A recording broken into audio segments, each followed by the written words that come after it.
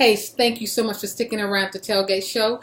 We have some great things we're talking about, especially that is coming up 4th of July. And we talk about veterans a lot. We talk about people who serve their country, but we kind of don't talk about women. And we need to talk about women roles when it comes to in the military. So we have with us today Alex Juan, and she's with the Louisiana Department of Veterans Affairs. And she represents women so well. What is your job description? You do so much. You're all over the place. Yeah. I see you like everywhere on social media. Yes. You do amazing work. But what is your what is your job? Okay, so I have two job titles. Okay. Number one is I'm the communications director for the Louisiana Department of Veterans Affairs, and we're a department of about 900 plus employees. So that in itself is a pretty big role. But the other half of that, which I'm very proud to serve in, is as Women Veterans Outreach Coordinator for the state.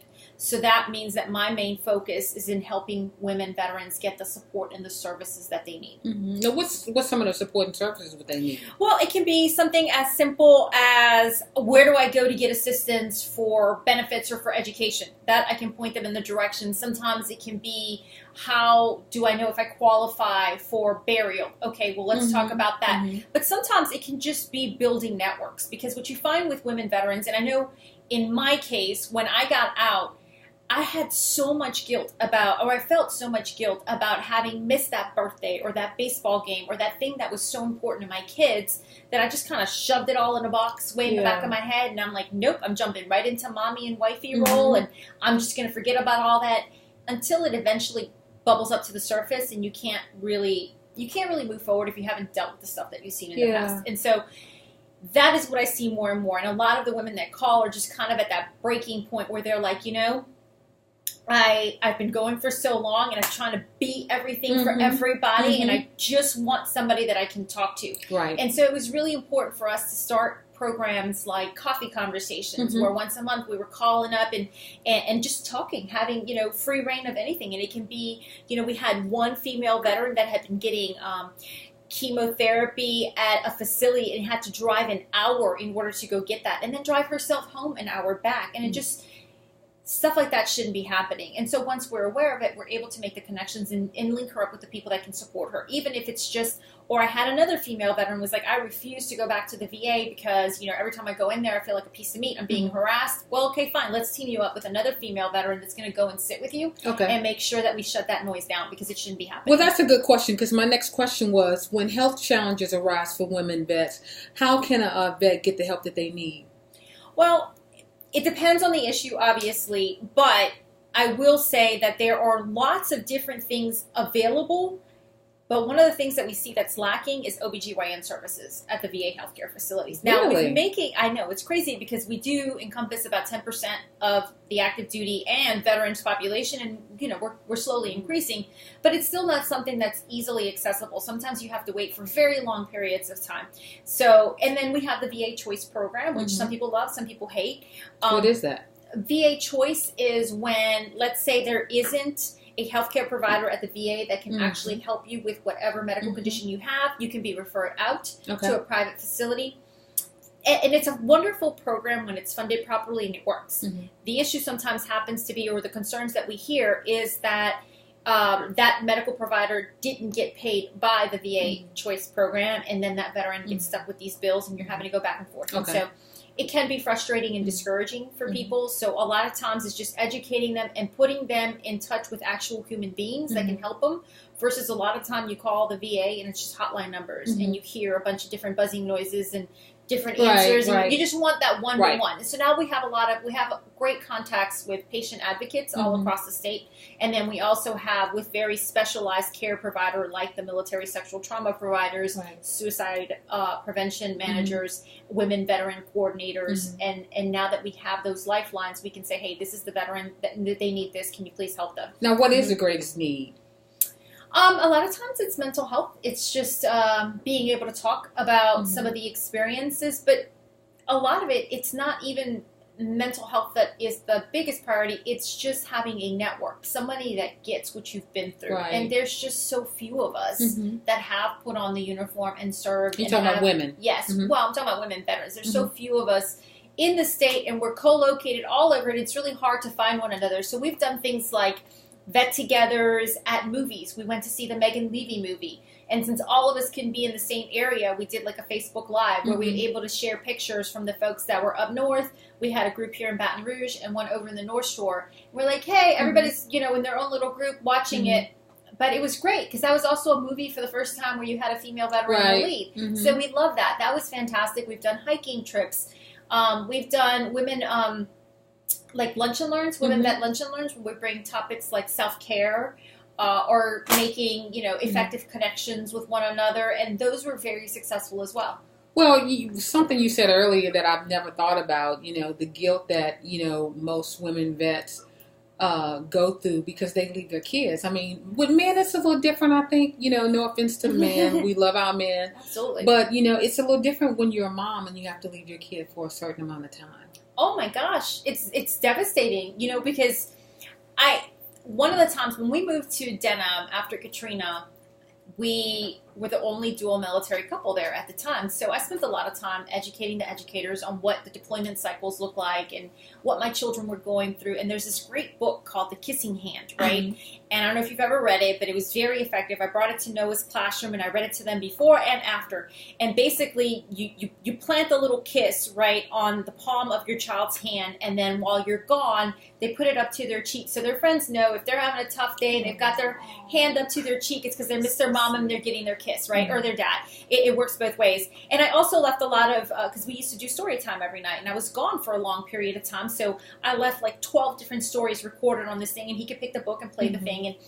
And but all of the kids in this classroom were walking around, and they put their hand up to their cheek as well. They're like, it's okay, no, and they'd give them hugs, and it was a great learning experience, but it also made me realize that a lot of people don't understand the concept of female veterans leaving. And I had a very well-meaning baseball mom, right, one of the last games that I got to go see in T-ball before I left for that particular thing, she was like, Alex, I don't know how you do it. Like, I would never be able to leave my children like you do. And I'm like, well, damn, that hurt right now. Like, that's the heart. I was like, well, man, I'm not leaving him like on the corner of a street somewhere. I'm like, he understands I'm going to serve my country.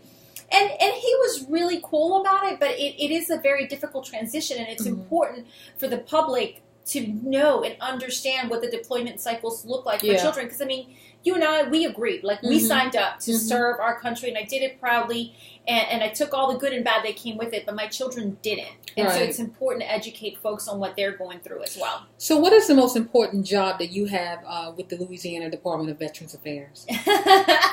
They're all equally important.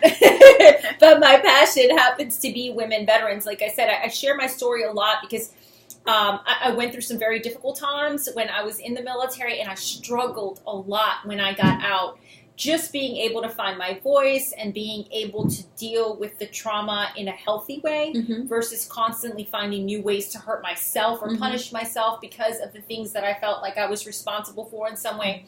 So it is a passion of mine to be able to help women find the support they need. My latest passion is incarcerated women veterans. That's good.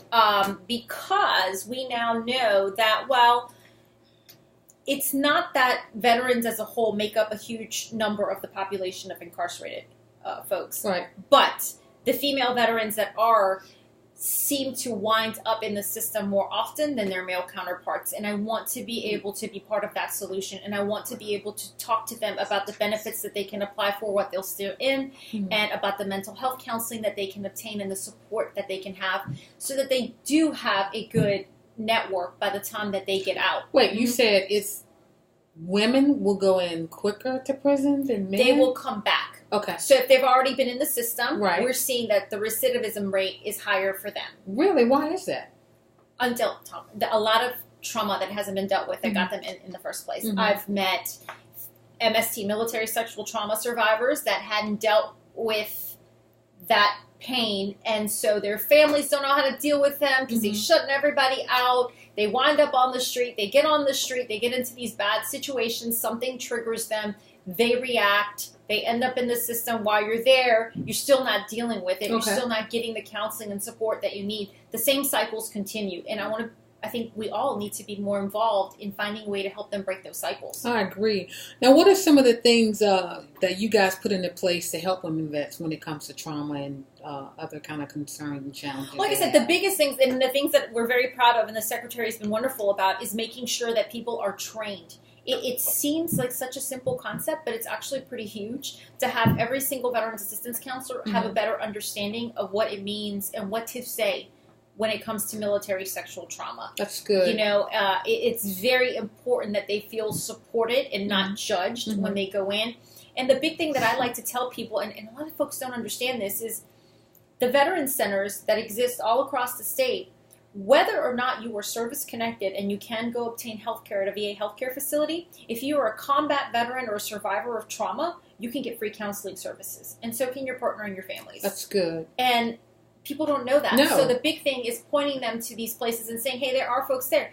And okay, cool. If one-on-one counseling is not for you, they have group settings where you can meet people like you so you can understand that you're unfortunately not the only person that has gone through this, but you absolutely can survive it.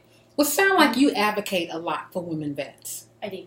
A whole lot. I do. And you seem very passionate about it. I am. Like I said, I struggled. I went through these dark little rabbit holes. I almost didn't come out of it. And I don't ever want anybody to feel as alone and broken as I did for such a long time. So being able to be in a position where you can affect so much change and to be working with someone that is so supportive and willing, you know, I unfortunately, like the first year that I was at the department, I resigned 4 times. Oh, wow. I just couldn't deal. It was too much. And I had so much going on in my personal life. We lost everything.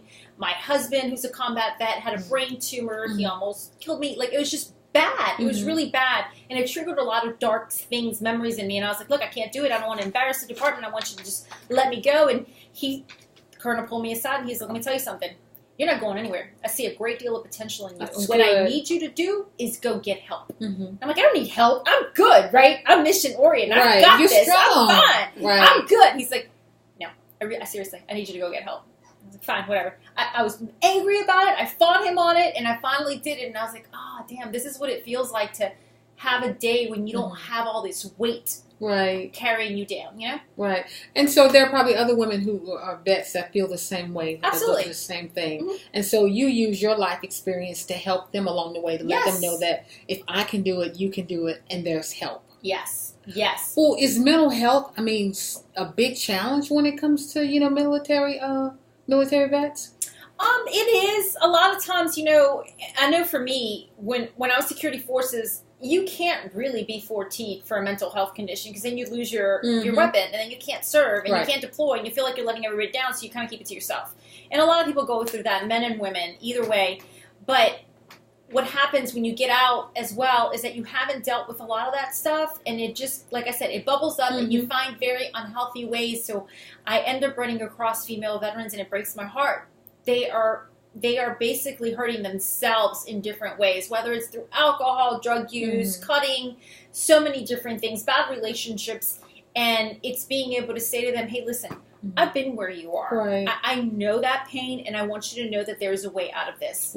And Wow, we're going to talk about that a little more and just what you guys have in store this next year and what, you know, it looks like for, you know, women vets, because you do a great job. You're a great advocate. Your story is amazing.